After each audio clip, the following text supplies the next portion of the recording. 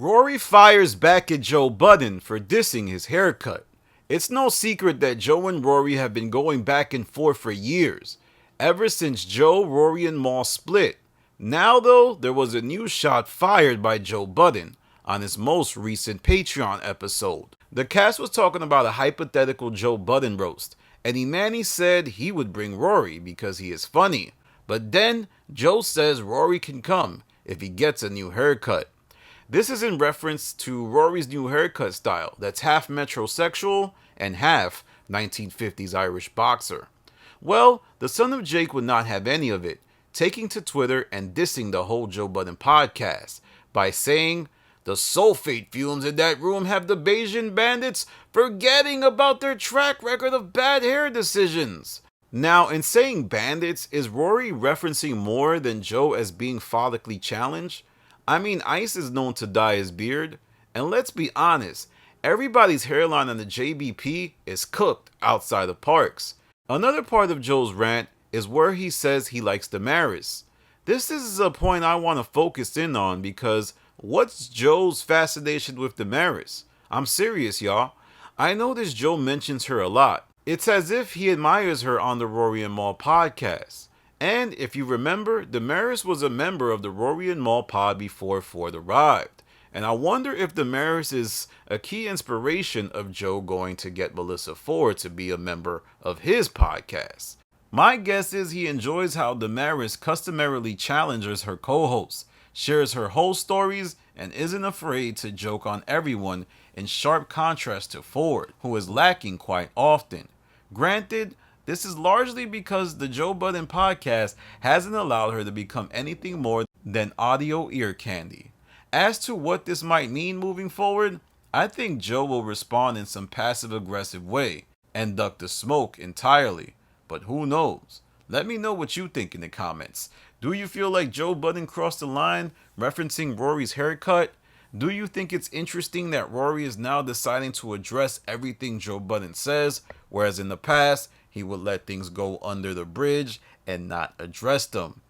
I think these types of interactions are interesting because they largely start off funny, but then they could venture into nasty waters in terms of bringing up the breakup, thievery.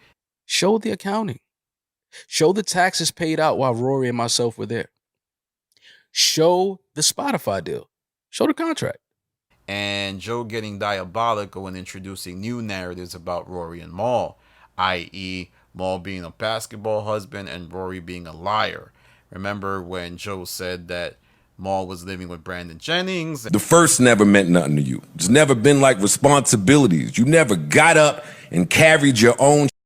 It's always been another nigga around to help you do it. Hopping from couch to couch and said that Rory was lying about creating sleepers. But like I always say, let me know what you think in the comments. I also wanted to end this video by highlighting a discussion I had with my supporters on Twitter Spaces. The conversation was centered on the idea of a Rory and Mal reunion with Joe. Some felt it could happen, but others thought the idea was far-fetched. I think that the idea is crazy, and that it will likely take some type of tragedy or like somebody getting, in a bad spot and needing to make the reunion happen. So I think it's far from happening. I think everybody is happy with the business they have set up. I think Rory and Mal are happy with the money they are making. I think Joe's happy with the money he's making and being able to keep all of his current co-hosts on salary and not even think about any type of equity. So that's what I believe will occur. But there's other people that challenged me and said no, a reunion could easily happen. So listen to the discussion and let me know what you think. Besides that, please remember to like, comment, subscribe, and follow me on Twitter. This is where that discussion happened. We have much more content on the way. See you soon, y'all. Rory piecing it up with Joe, I would think would be epic because he seems like he wants to. It seems like it would be fun. But if Mal wants to be, salty and all that, still let him do that. But him and Rory could be cool still too, with that going on. I don't think that could happen. I think it would look crazy for Rory to ever go back under Joe. Definitely, especially Ever. while working with I Maul. I didn't don't say think it go would be back crazy. under. No, you're saying the wrong things. You're saying the wrong words. You saying I'm saying go under, like work for the Joe Budden network. I'm not talking about that. I'm talking about if there was like a roast where Joe Budden was the key person of the roast. I can see Rory going to do that. I can see them doing something joint venture together, Rory and Joe. I don't think that he has to work under Joe at this point. Like them actually getting together and doing Yeah, actual yeah, like a content. special event It or won't yeah, happen. or actual That won't anything happen. like that. You, you, EJ, you That think won't so? happen. you As gotta long you as gotta Rory understand. is working with Maul, it can't happen. Like that's some real That sucker Exactly. shit won't if he happen. does that. Like the That whole Exactly. reason why that any of won't this happen. happened was because of Rory. So for him to be the one to be like, all right, peace treaty, and Maul broke off a friendship, he was really the one that was losing in this situation, and he jumped off the ledge with him. That'd be some sucker shit if he actually did do that. You That gotta won't remember, happen. But Joe. also the way Joe can spin like narratives, and even if it's like a collaborative effort, he will still make it seem like Joe switched up or like Rory switched up on Maul. Maul operates on respect. Joe won't give Maul that respect. Facts.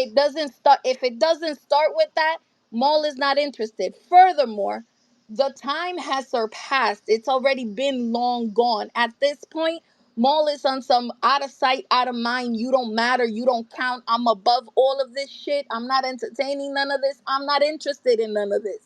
Mm-hmm. So it won't happen. Now, Rory, on the other hand, it won't happen either. Why? Because he's business partners with Maul. He gets money with Maul.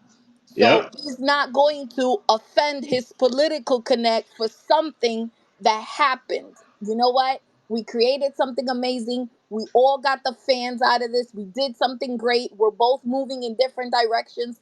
Leave us the fuck alone and you stay over there. So these gentlemen, it won't happen for that reason and those reasons alone. And to some, it may be small potatoes, but this is big for them. Meaning, if you can't respect me and if you can't, you know what I mean? It won't.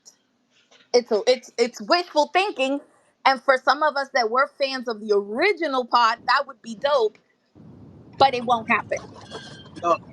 No, no. I respect everything you sounded. It sounds super valid, and everybody here kind of backing up your point.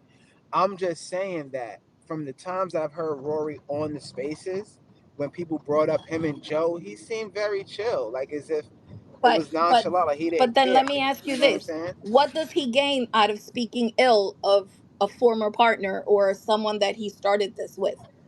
True. It doesn't benefit him. Not only that, it affects his business perception.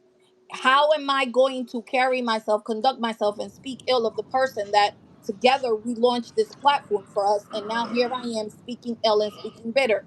At this point, I'm above it and I'm not going to shit on him because it makes me look bad. And now I see your people point. that would I Facts. see. people that would potentially go into business with me are looking at me like you're messy. Yeah, I see So your point. I see your point. Good point. it won't happen, but it's a dope concept. It just won't happen.